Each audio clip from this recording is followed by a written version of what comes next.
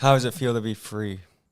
I'm never, like I said, it's just I'm choosing to wake up and not use today. And I'm going to do all this positive shit in place of all of that bullshit that I was doing. I'm working on my 6th book. I'm writing a screenplay for a film, adapting my book for film. I'm writing a TV show.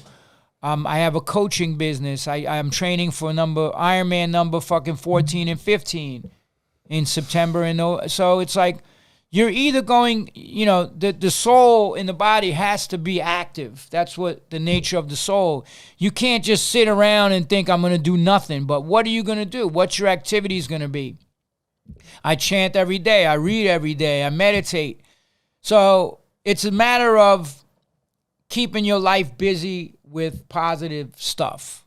I wrote my 3rd book was called The PMA Effect, Positive Mental Attitude. So now I'm writing this book on addiction.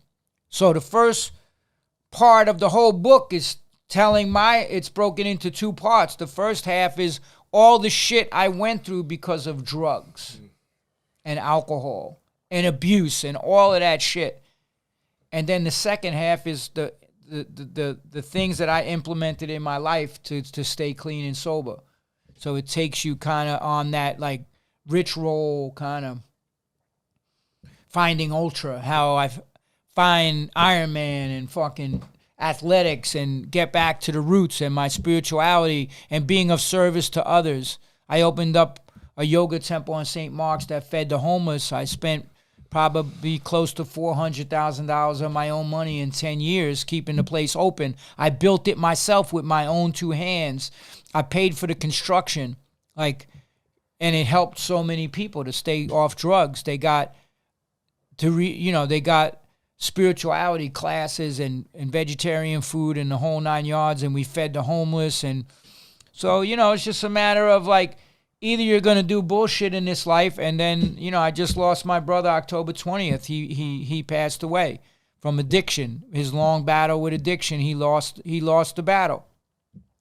So that I'm in the middle of writing a book on addiction and dealing with my brother's addiction.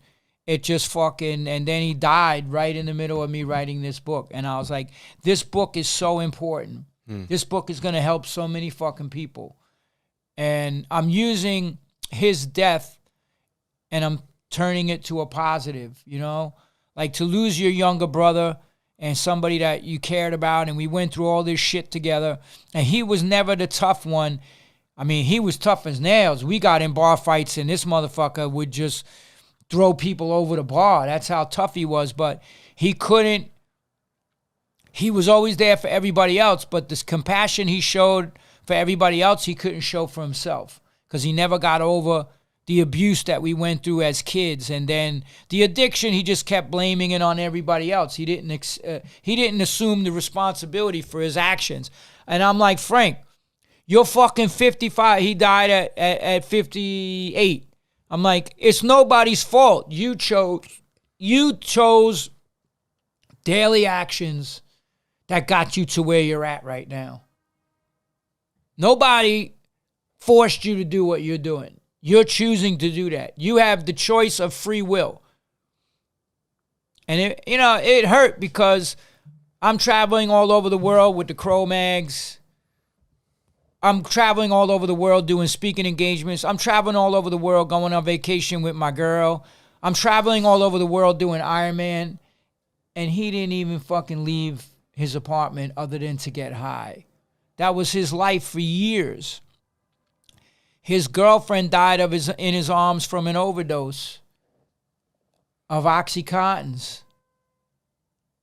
And he spun out. I did an intervention on him, and he left the next day from the VA. And, it was just a downward fucking spiral from there, man. If you lose your girl and you have and I'm going to tell you the kicker of this whole shit. They had to detox him. He kept getting heart surgeries. So they had to detox him and put him in a medically induced coma before they could operate, because he would die on the operating table because he was that addicted. So they sent them up to the Finger Lakes VA hospital upstate to go detox, and then they were going to do the surgery. So the nurse walks in, and the day he gets there and picks up his chart, they're like, oh, Frank McGowan. Are you any relation to John McGowan? And he's like, yeah, John Joseph McGowan from the Cro-Mags. That's my brother.